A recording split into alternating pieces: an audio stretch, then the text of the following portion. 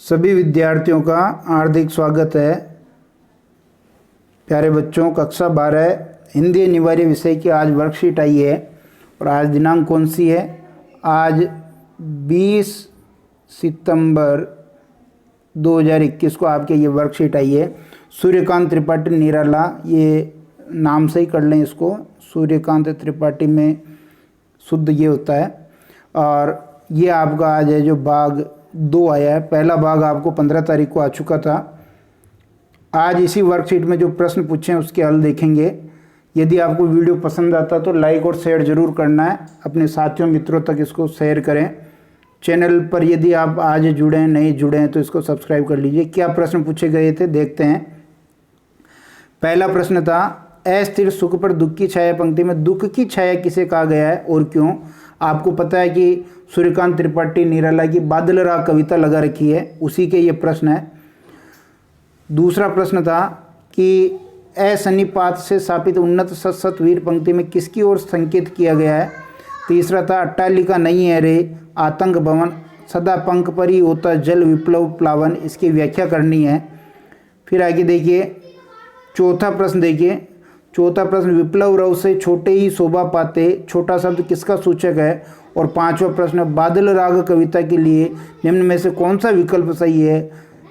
इस प्रश्न के 4 विकल्प ये दे रखे हैं, इनमें से कौन सा सही ये छांटना है। ये 5 प्रश्न है आज की वर्कशीट में पूछे थे, इन्हीं की अलमियाँ देख रहे हैं। वीडियो अंत तक देखना, पूरा सुनना, समझ में आएगा। सरल और सटीक भाषा में जो है उत्तर बनाने की कोशिश की है। देखते हैं इस वर्कशीट के प्रश्नों के उत्तर क्या क्या हैं। जो हिंदी अनिवार्य कक्षा 12 आरोह भाग 2 पुस्तक 7वां पाठ है आपका सूर्यकांत त्रिपाठी निराला। 20 सितंबर की ये वर्कशीट हम देख रहे हैं। पहला प्रश्न देखेंगे।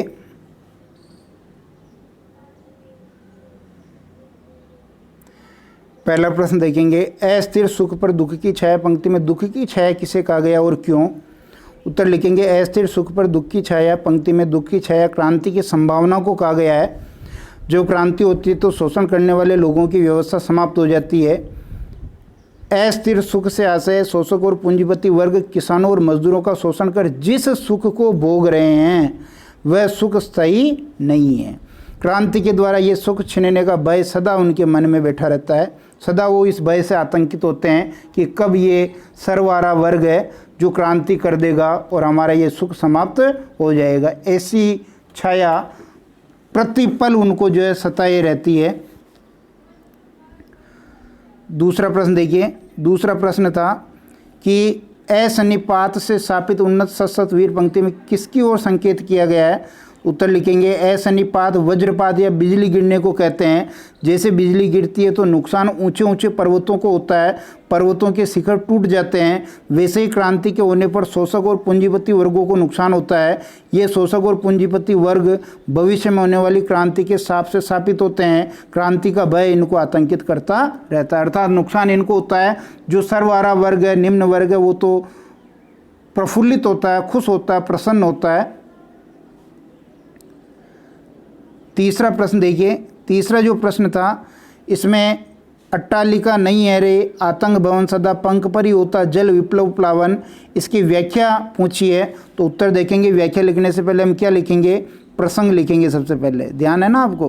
प्रसंग लिखेंगे, प्रस्तुत काव्यांश हमारी पाठ्यपुस्तक आरोह भाग 2 में संकलित कवि सूर्यकांत त्रिपाठी निराला की बादल राग कविता से लिया गया है। यहाँ कवि क्रांति के आह्वान से डरे सहमे धनी वर्ग जो शोषक वर्ग है तथा प्रफुल्लित निर्धन वर्ग जिसका शोषण किया जा रहा है वो शोषित वर्ग का चित्रण कर रहा है। क्या कहा देखिए कवि ने। कवि कहता है कि ऊंचे ऊंचे भवन सच्चे अर्थों में ऊंचे नहीं हैं, इनको आतंक का भवन कहना ही ठीक है। इन भवनों में भय और त्रास निवास करते हैं, अर्थात किसानों और मजदूरों का शोषण करने वाले, उनको डराने व धमकाने वाले शोषक और पूंजीपति वर्ग इन ऊंचे ऊंचे भवनों में रहते हैं।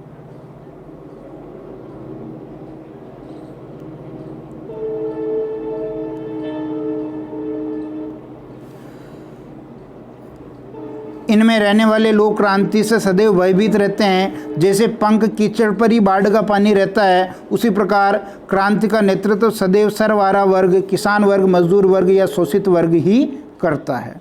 विशेष में लिखेंगे संस्कृत निष्ठ शब्दावली का प्रयोग हुआ है, यानी तत्सम शब्दों का प्रयोग हुआ है। कौन से शब्द? तत्सम। प्रतीकात्मक शैली है, बिल्कुल सही है। जो पंख है ये उस सर्वर आरा वर्ग का प्रतीक है। शोषण और अन्याय से त्रस्त दलित वर्ग ही क्रांति का स्वर बुलंद करते हैं, ये भाव आया है।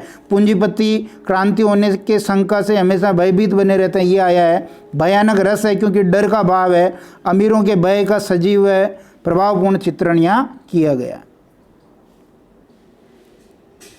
चौथा प्रश्न देखेंगे, विप्लव रव से छोटे ही शोभा पाते। छोटा शब्द किसका सूचक है? विप्लव रव से छोटे ही शोभा पाते हैं। छोटा शब्द सर्वारा वर्ग, किसान वर्ग, मजदूर वर्ग या शोषित वर्ग का सूचक है, जिनका पूंजीपतियों और सेठ साहूकारों द्वारा शोषण किया जाता है।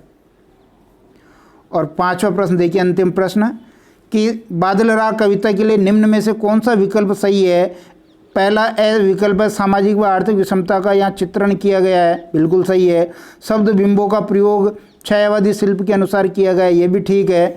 मुक्त छंद में है, ये भी ठीक है। उपरोक्त सभी तो ये सारे के सारे सही हो जाएंगे, इसलिए ऑप्शन नंबर द इसका बिल्कुल सही उत्तर है। निश्चित रूप से ये वीडियो आपको पसंद आया होगा। वीडियो पसंद आता तो इसको लाइक और शेयर ज़रूर करना, चैनल को सब्सक्राइब करना है यदि आज ही नए जुड़े हैं चैनल पर। बहुत बहुत धन्यवाद।